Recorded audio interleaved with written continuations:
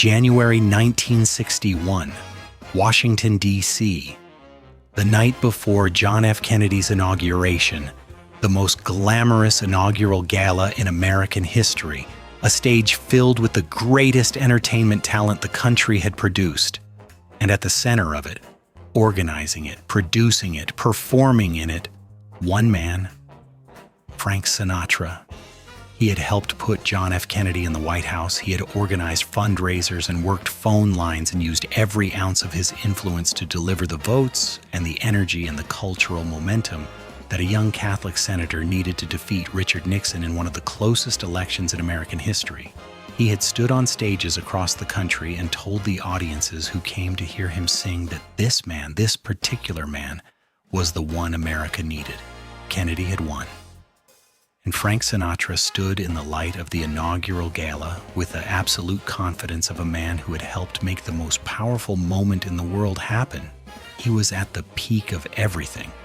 The music, the films, the Rat Pack, Las Vegas, the presidency of the United States in which he had a friend. He did not know yet that the friend was about to choose Bing Crosby's house over his. This is episode 5, The Empire. The glamour, the most powerful entertainment kingdom in American history, and the moment the king discovered that even kings can be replaced. 1957, Las Vegas, Nevada. The desert city was in the process of becoming the most extraordinary entertainment destination in the world, a place where the normal rules of American life did not apply, where money moved in quantities that defied ordinary comprehension, where the men who controlled the hotels and the casinos and the cash flows had names that did not appear in newspapers but carried weight that politicians understood. Frank Sinatra arrived at the Sands Hotel and Casino and understood immediately that he had found his kingdom. The Sands was not simply a hotel, it was the premier entertainment venue in Las Vegas. The Copa Room, its showroom, could hold several hundred people in an atmosphere of intimate glamour that felt simultaneously exclusive and welcoming. The quality of a private party that happened to be open to anyone who could afford a ticket. The architecture was mid-century modern elegance. The service was absolute. The money that moved through its casino floor every night was staggering. Jack Entratter, the entertainment director of the Sands, understood what Frank Sinatra's presence would mean for the hotel in terms that could be expressed in straightforward financial language. A Sinatra engagement did not simply fill the Copa Room. It filled every room in the hotel, every seat at every table in the casino, every bar stool and every restaurant booth. When Frank Sinatra was performing at the Sands, Las Vegas itself became a more magnetic place, the gravitational pull of his presence extending outward through the city and pulling in audiences from across the country. Sinatra negotiated not just a performing contract, but a stake in the hotel itself. He became a part owner of the Sands, 9%, a figure that gave him financial interest in the enterprise that went beyond his performance fee and aligned his interest with the hotel's success in ways that made the relationship something more than employer and employee. He was not a performer at the Sands. He was its king. And a king needs a court. He had conquered music and film alone. What he built in Las Vegas, he built with the most extraordinary collection of talent ever assembled in one place at one time. The group that the press called the Rat Pack, a name they neither chose nor particularly embraced, but that attached itself to them with the permanence of something that fits, assembled around Sinatra at the Sands in the late 1950s with the organic inevitability of people who belong in the same orbit. Dean Martin was first among equals in Sinatra's genuine affection. Martin, born Dino Paul Crocetti in Steubenville, Ohio, another Italian-American from the working class who had constructed himself into something the world found irresistible, possessed a natural ease that Sinatra genuinely envied and genuinely loved. Where Sinatra's charisma was charged and electric and slightly dangerous, Martin's was relaxed to the point of appearing effortless, a man so comfortable in his own skin that the audience relaxed simply by watching him. He made the most difficult things look as if they required no effort whatsoever, which is the most sophisticated kind of artistry. They made each other laugh. This was the foundation of everything. Frank Sinatra, who was not always an easy man to be around, whose moods could shift with the velocity of weather, and whose standards for the people he spent time with were demanding, found in Dean Martin someone who could make him genuinely, helplessly laugh. That quality made Martin irreplaceable in Sinatra's world. Sammy Davis Jr. was the most talented performer of his generation by a margin that those who saw him consistently described as almost unfair. He could sing, dance, act, do impressions, play multiple instruments, and command a stage with a physical and emotional power that left audiences unable to explain exactly what they had witnessed, except that they had never seen anything like it. He was also Black and Jewish in an America that had not yet processed what either of those identities meant in terms of human dignity and equal treatment. Sinatra's relationship with Sammy Davis Jr. contained the full complexity of a friendship between two men from different worlds who recognized each other completely. He genuinely loved Davis, and not as a cause or a statement, but as a person, as a friend, as one of the only people on earth whose talent he considered comparable to his own, and that love expressed itself in practical, costly ways. Sinatra refused to perform in any venue that would not allow Davis to stay in the hotel. In Las Vegas, in the late 1950s, where Black performers could entertain at the casino hotels but were required to sleep in the Black neighborhoods of the West Side, this was not a comfortable position. It cost Sinatra bookings.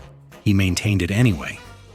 When the Sands agreed to fully integrate its facilities, allowing Davis to be a guest of the hotel in every sense, Sinatra had used his leverage as the establishment's primary commercial draw to accomplish something that mattered more than any performance fee. Peter Lawford completed the inner circle. British actor, Kennedy brother-in-law, the social conduit between the Rat Pack world and the political world that Sinatra was increasingly drawn to.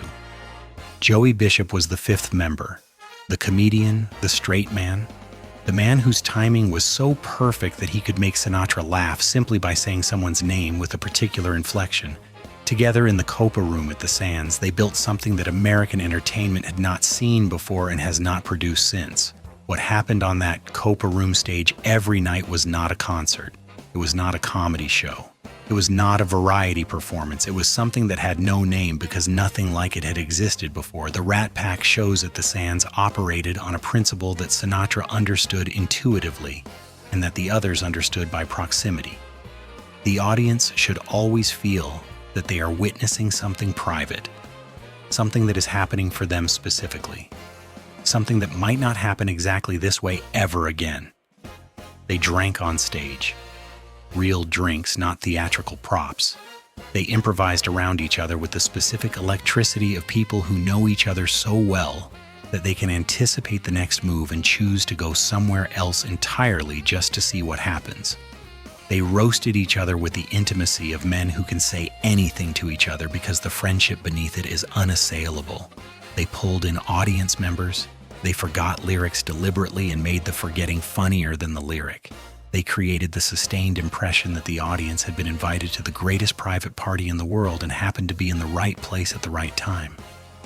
The people who attended those shows, and they were attended by presidents and senators and movie stars and businessmen and ordinary Americans who had saved for months to afford the trip, described the experience in remarkably consistent terms for the rest of their lives. Not the individual songs or the specific jokes. The feeling of being in a room where everything was possible, where the normal constraints of ordinary life had been suspended, where the most talented and charismatic men in the world were having the best night of their lives and had generously decided to let you watch. January 1960. Ocean's 11. The film concept was elegantly simple. A heist picture set in Las Vegas, starring the 5 members of the Rat Pack as a team of ex-Army veterans who planned to simultaneously rob 5 Las Vegas casinos on New Year's Eve. The director was Louis Milestone. The script was serviceable.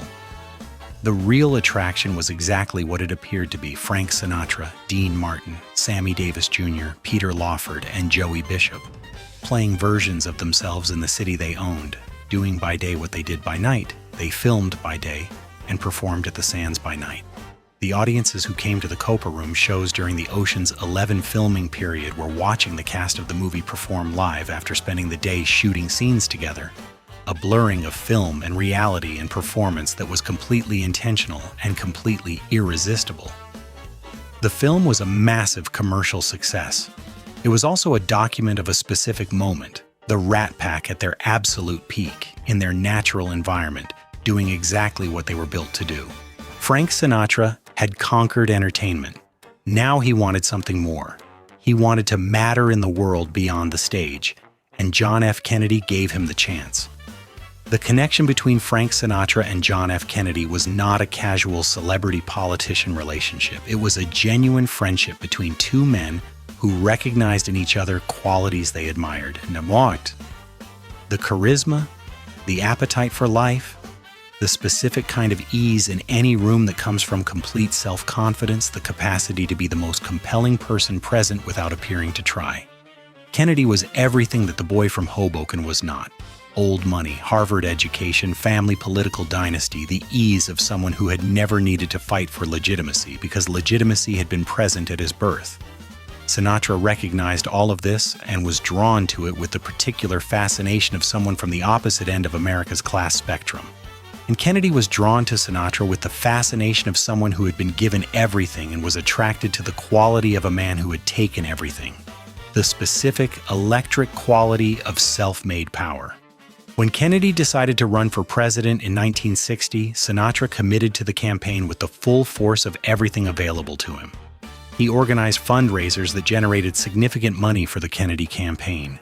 He performed at events. He recorded a version of his song High Hopes with new campaign lyrics that became one of the most widely heard pieces of campaign entertainment in the election. He used his relationships with every person of influence in the entertainment industry to generate support, enthusiasm, and the cultural momentum that political campaigns need but cannot manufacture through conventional means. Kennedy won the election of 1960 by a margin so narrow that historians still debate which specific factors proved decisive. Frank Sinatra believed, with reasonable justification, that his contribution had mattered. January 19th, 1961, the eve of the inauguration.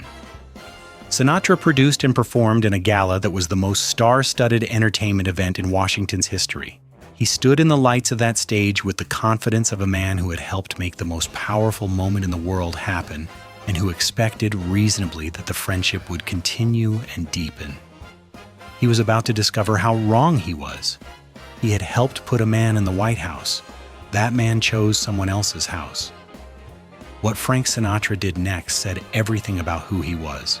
Robert Kennedy, the Attorney General, the President's brother, the most feared law enforcement figure in America, was conducting a sustained campaign against organized crime that was reshaping the landscape of American power in ways that reached into Las Vegas and into the social world of the Sands Hotel and into the network of relationships that Frank Sinatra had accumulated over 30 years of operating at the intersection of entertainment and influence.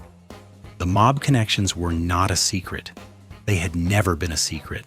The men with Italian surnames who had been part of Sinatra's world since Hoboken, who had helped him when he needed help, and whom he had helped in the ways that a man of his influence could help, were precisely the men that Robert Kennedy was pursuing with the methodical intensity of someone who had decided that organized crime was the defining law enforcement challenge of his era. Sinatra was a link between the entertainment world and the political world and the organized crime world, a man who knew everyone and was known by everyone and whose social world was not organized along the clean, categorical lines that the Kennedy administration found convenient. Robert Kennedy communicated to his brother through channels that were direct enough to be unmistakable that Frank Sinatra's proximity to the presidency was a problem that needed to be resolved. The FBI was watching. The connections were documented. The optics were damaging to an administration that had run on the politics of reform and renewal. Kennedy listened to his brother. In early 1962, a presidential visit to Palm Springs, California was being arranged. Sinatra had a compound in Palm Springs, a sprawling property that he had spent weeks preparing for the visit, upgrading the facilities, installing a telephone switchboard sufficient for presidential communications, building a helipad on the property to accommodate the presidential helicopter. He had done all of this with the enthusiasm of a man preparing to receive his friend in a manner befitting the friendship. the call came, not to Sinatra directly. Through intermediaries in the way that Washington delivered uncomfortable news to people it did not want to confront directly. The president would not be staying at Sinatra's compound. He would be staying at Bing Crosby's house nearby. Bing Crosby, a Republican. A man who had not worked for Kennedy's election, had not performed at his inaugural gala, had not used his influence and his relationships to help put Kennedy in the White House. Sinatra learned about the change from the newspapers, not from Kennedy personally, not from a phone call, from the newspapers. He went to the helipad he had built for the presidential helicopter. He picked up a sledgehammer. He destroyed it himself, blow by blow, until there was nothing left but rubble on the Palm Springs ground. The people who were present said he did not speak while he did it. He simply worked. With the focused, rhythmic efficiency of a man who has decided that the only productive response to this particular betrayal is physical and immediate and complete. When he was finished, he put down the sledgehammer and walked away. He never spoke to John F. Kennedy again. The sledgehammer was not just a response to Kennedy, it was the sound of a kingdom beginning to crack. The Rat Pack world of the early 1960s was a specific thing that existed in a specific moment, and the moment was passing. The cultural landscape of America was shifting beneath the glamorous surface of the Sands shows with a velocity that Sinatra recognized and resisted with equal force. February 1964. The Beatles appeared on The Ed Sullivan Show. 73 million Americans watched. The sound of popular music changed overnight. Not gradually, not incrementally, but with the sudden violence of a door slamming shut on one era and opening into another. The romantic ballads, the swing arrangements, the sophisticated adult popular music that Sinatra had built his empire on, all of it was suddenly positioned by the culture's new arbiters as the music of the previous generation.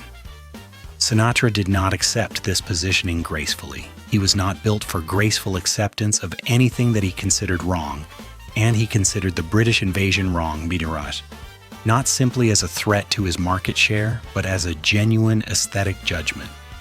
He said so publicly in terms that were characteristically direct and that generated the kind of controversy that a man of his prominence generates when he says what he thinks without filtering it through the machinery of public relations. The Rat Pack itself was fracturing. Dean Martin was moving in his own direction. His own television show, his own film projects, his own carefully cultivated image as the relaxed counterpoint to Sinatra's intensity. The coherence that the group had maintained through the Sands years was loosening as individual careers and individual priorities began to pull in different directions. And then, November 22nd, 1963. Dallas. The assassination of John F. Kennedy. The man who had abandoned Sinatra, yes, but also the man who had been his friend, who had represented something about American possibility that Sinatra had genuinely believed in. Struck him with the force of something that had no clean emotional category. The grief was complicated by the betrayal. The betrayal was overwhelmed by the grief. The people who were with him in the hours after the news arrived described a silence that was unlike any silence they had seen from him before. Frank Sinatra went into a room and closed the door. The empire had been built. The kingdom had been real. The most glamorous, powerful entertainment domain in American history, assembled by a man who had come from nothing and who had never once asked permission to build it. But empires do not last forever, and the 1960s were coming for Frank Sinatra with everything they had. The Beatles had changed the music. Kennedy was dead. The Rat Pack was dissolving. His son had been kidnapped. The mob connections that had been a feature of his world were becoming a liability he could no longer manage through charm and loyalty. And somewhere in London, Ava Gardner was still alive. Still the wound. Still the name that silenced him. Still the 45-year fact of his life that nothing, not the Oscar, not the Rat Pack, not the inaugural gala, not the sledgehammer, had ever changed. The darkness was coming. Frank Sinatra had faced darkness before. Next episode, the assassination, the kidnapping, the decade that tried to make him irrelevant. and the song he recorded at 52 years old that became the anthem of every American who ever refused to apologize for the life they chose. My Way.